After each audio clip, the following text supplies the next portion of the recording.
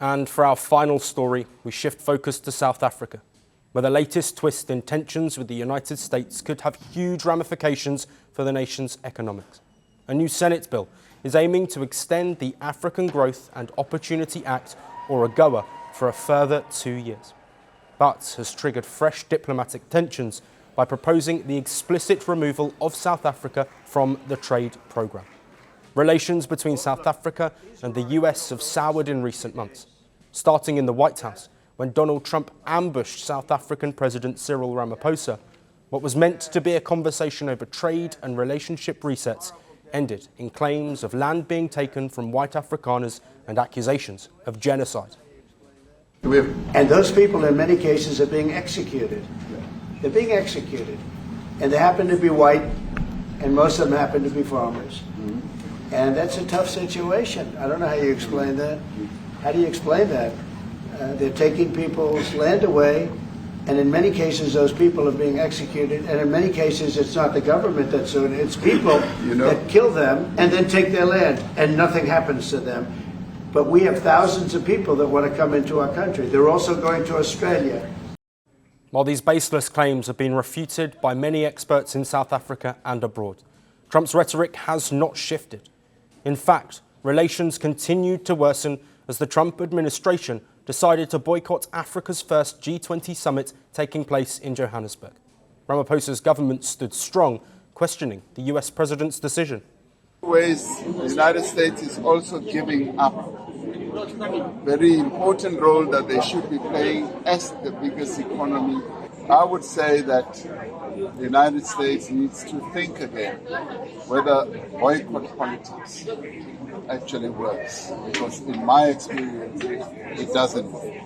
It's better to live inside the tent. But now this proposal to remove South Africa from AGOA has been submitted.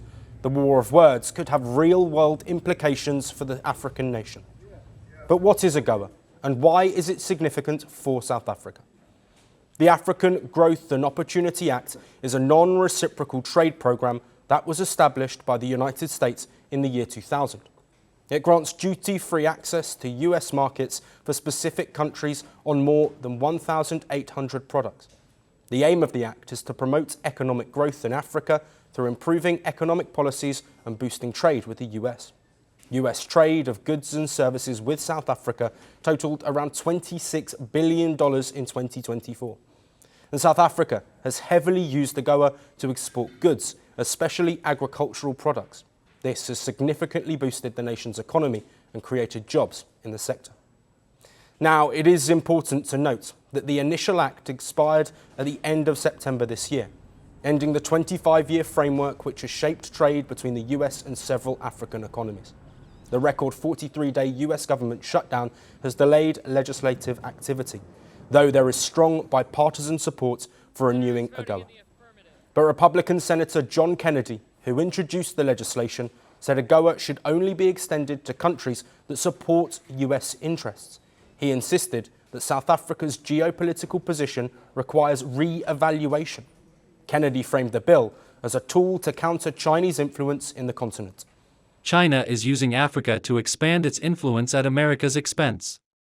We need to rethink our relationships in the region while strengthening trade with African countries that share our values.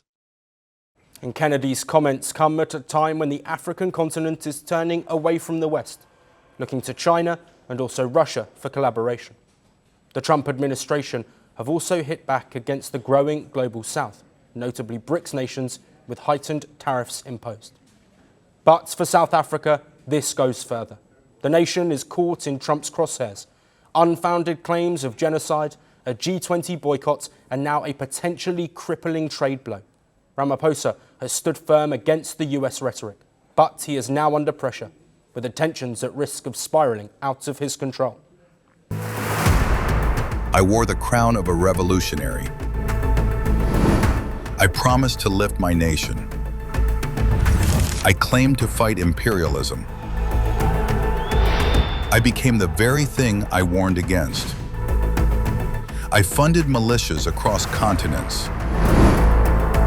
I feared my own shadow. Some called me the King of Kings. History calls me something else. The dictator. Who am I?